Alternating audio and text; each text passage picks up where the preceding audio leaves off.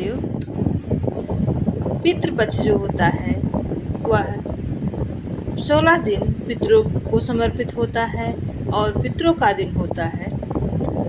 तो पितृपक्ष में अपने पितरों को कैसे खुश करें और अगर हमारे घर में पितृदोष है तो उसे सरल उपाय कैसे करें और पितृदोष से मुक्ति कैसे पाएं, आइए हम सब जानते हैं। लेकिन इससे पहले आप सभी हमारे चैनल को लाइक शेयर सब्सक्राइब करिए, जिससे आने वाली सारी नोटिफिकेशन आप तक पहुंच जाए।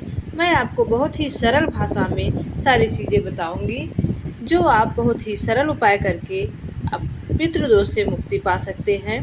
हमारे घर में ही सारी चीज़ें अवेलेबल होती हैं। जब हम खाना बनाते हैं तब हमें पहले पितृपक्ष में 16 दिन एक रोटी, जो भी खाना बनाते हैं वह एक रोटी पहले गाय को पोड़ करके उस पर रख के, लेकिन रोटी 2 टुकड़ों में देना चाहिए। एक रोटी 2 टुकड़े कर लीजिए और एक पर गुड़ रख दीजिए, उस पर भी गुड़ रख के नीचे ऊपर करके दोनों रोटी दीजिए। ऐसा क्यों किया जाता है? क्योंकि जो महिलाएं, जो माँ बहन सब भोजन बनाती हैं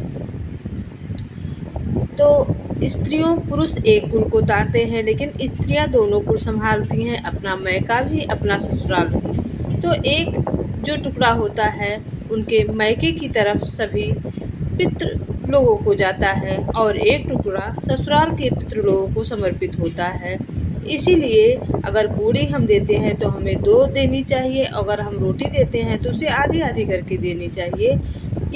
इसी कारण पितृपक्ष में गाय को रोटी 2 टुकड़े करके देना चाहिए। और अगर आपको पंडित जी बताते हैं आपके घर में पितृदोष है तो बिल्कुल नहीं घबराना है। इसका एक नहीं कई उपाय है जो आप घर में कर सकते हैं। आपके घर में तुलसी क्यारी होगी, उस तुलसी क्यारी के पास आप गंगा जल ले जाइए शीशे में और एक कटोरी रख लीजिए और अपने हाथ में गंगा जल डाल के 5 बार उस कटोरी में 5 बार डालिए, थोड़ा थोड़ा करके, और अपने पूर्वजों का नाम लिख लीजिए। ध्यान रहे तुलसी क्यारी के पास जाके कटोरी रख दीजिए और कटोरी में अपने गदोरी पे गंगा जल डालिए और फिर कटोरी में डालिए। ऐसे ऐसे 5 बार करिए और उस समय आप अपने पूर्वजों का स्मरण करें। और ये करने के बाद आप काशी विश्वनाथ का नाम 5 बार लें और जब गंगा जल जो कटोरी में है उसे थोड़ा सा तुलसी क्यारी में डाल दें और अपने पूरे घर में छिड़क दें। आपको पितृदोष से मुक्ति अवश्य ही मिलेगी। तीसरा उपाय है, आप अपने घर में, रसोई घर में मटके में पानी तो रखते ही होंगी। जो मटके में पानी रखा जाता है वो पितरों के लिए रखा जाता है और पितरों को समर्पित होता है मटके का पानी। तो आप बहुत ही परेशान हैं, आपके घर में समस्याएं चल रही हैं, आपको पता चला कि आपके घर में पितृदोष है, तो बिल्कुल नहीं घबराएं, करें ये तीसरा उपाय और आपको लाभ अवश्य ही होगा। आपके पितृ प्रसन्न होंगे और आशीर्वाद देके जाएंगे और आपका पूरा साल सुखमय बीतेगा।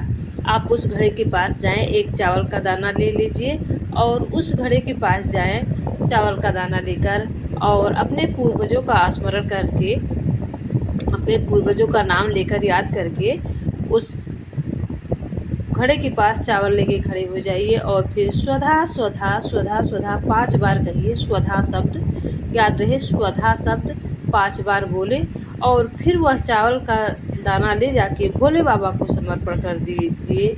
आप देखेंगे कि आपके घर की समस्याएं खत्म होगी और आपके घर में सुख समृद्धि होगी और आपका पितृदोष, आपके घर में जो पितृदोष है वो खत्म होगा। आपके पूर्वज प्रसन्न होंगे और आपको आशीर्वाद दे के जाएंगे, जिससे आपका पूरा साल सुखमय बीतेगा और आपके घर में सुख समृद्धि भरी रहेगी।